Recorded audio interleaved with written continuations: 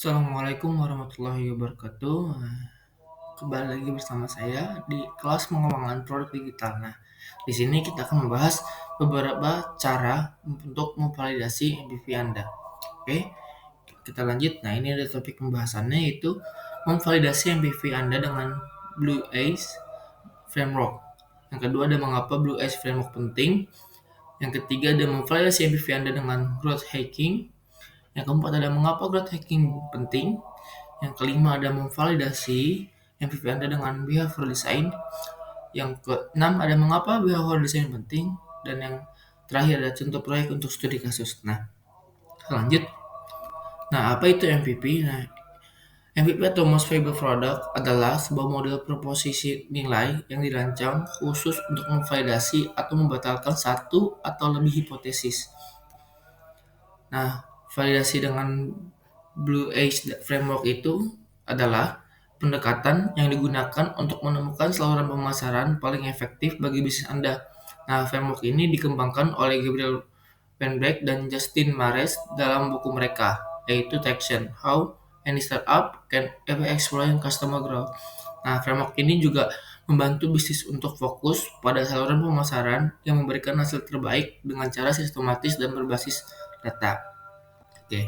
Nah, cara melakukannya itu seperti pada contoh di samping. Nah, Blue Ace Framework memiliki tiga cincin, cincin luar, tengah, dan dalam. Nah, cincin luar ini berisikan 19 pilihan strategi marketing yang paling sering dilakukan oleh bisnis startup atau software as a service. Nah, cincin tengah ini berisi 6 buah tempat kosong untuk menuliskan strategi marketing perusahaan yang berpotensi memberikan traction atau gesekan terkuat. Nah, yang ketiga itu cincin dalam diisikan dengan 3 atau kurang strategi yang memang sudah terbukti akan memberikan traction terkuat untuk perusahaan.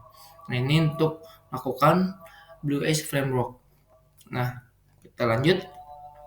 Nah, mengapa Blue Ace Framework ini penting? Nah, Blue Ace Framework ini penting karena dalam memvalidasi MVP Anda karena membantu menentukan strategi marketing mana yang akan mendatangkan traction paling kuat. Mendatangkan traction sendiri merupakan tujuan utama sebuah perusahaan startup, mengingat traction adalah nilai adopsi para pengguna Anda terhadap produk digital Anda. Semakin kuat traction-nya, semakin menguntungkannya bagi Anda. Nah, kita lanjut yaitu validasi dengan growth hacking. Nah, growth hacking adalah pendekatan pemasaran yang dikemukakan oleh Sean Ellis pada tahun 2016. Nah, growth hacking berfokus pada pertumbuhan cepat dan signifikan dengan menggunakan teknik yang inovatif dan hemat biaya. Nah, growth hacking juga sering digunakan oleh startup dan perusahaan kecil yang memiliki sumber daya terbatas namun ingin mencapai pertumbuhan yang sangat cepat.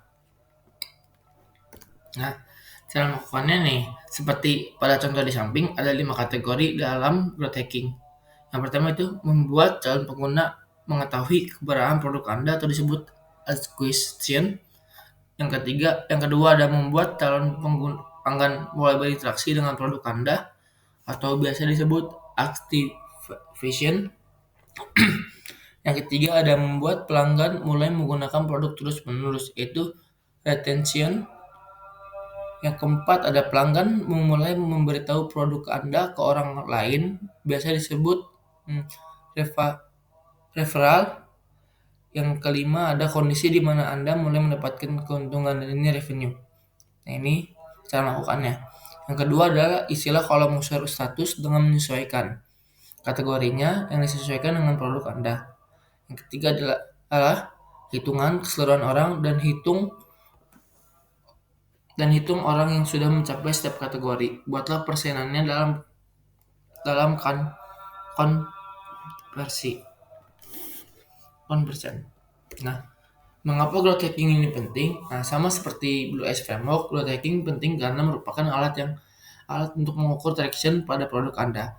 Growth hacking bersifat data driven, atau artinya growth hacking sangat bergantung pada data untuk mengukur apakah produk Anda memang sesuai dengan kebutuhan pengguna atau tidak.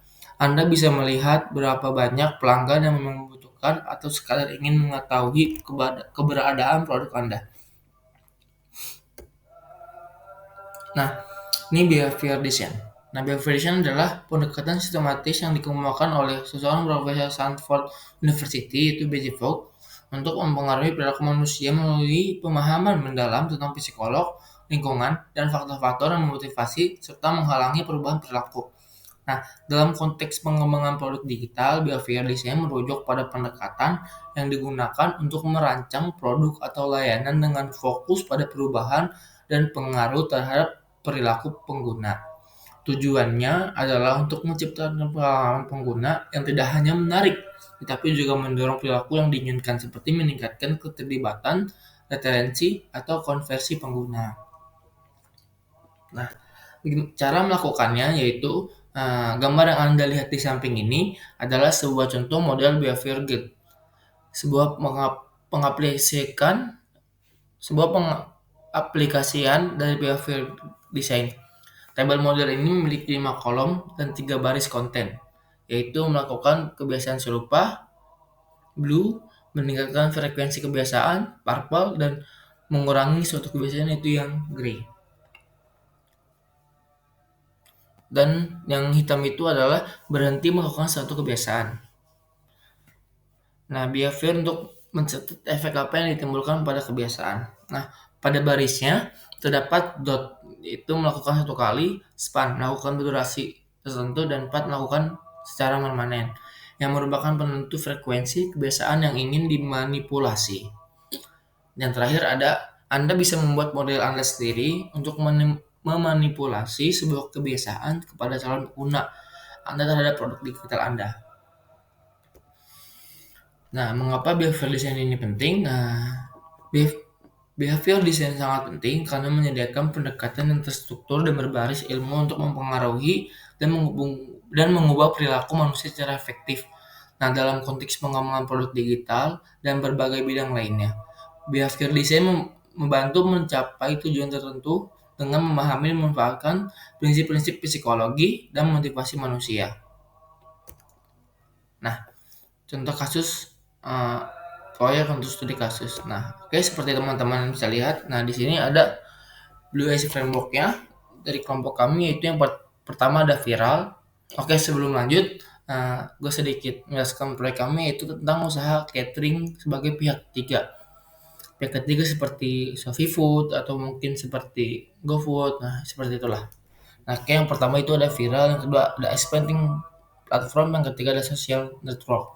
Nah, ini untuk Blue S dari studi kasus untuk kelompok saya.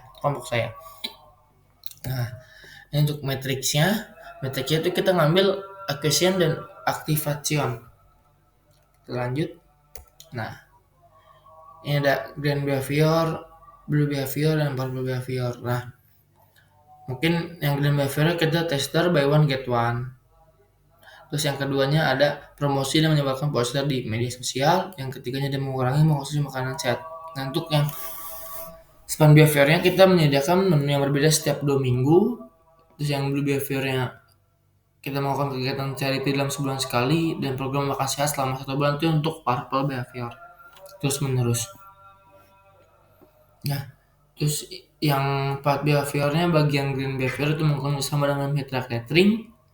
Yang keduanya adalah mulai mengkonsumsi makanan tinggi serat dan protein, dan yang ketiganya adalah membeli catering untuk kebutuhan sehari-hari. Nah, ini adalah MVP terakhir kami, yaitu dalam bentuk chatbot. Bisa teman-teman lihat, ini adalah untuk pelanggan yang ingin memesan itu bisa melalui chatbot ini. Nah, mungkin cukup sekian yang bisa saya sampaikan. Kurang lebihnya mohon maaf. Wabillahi taufiq wal hidayah. Assalamualaikum warahmatullahi wabarakatuh.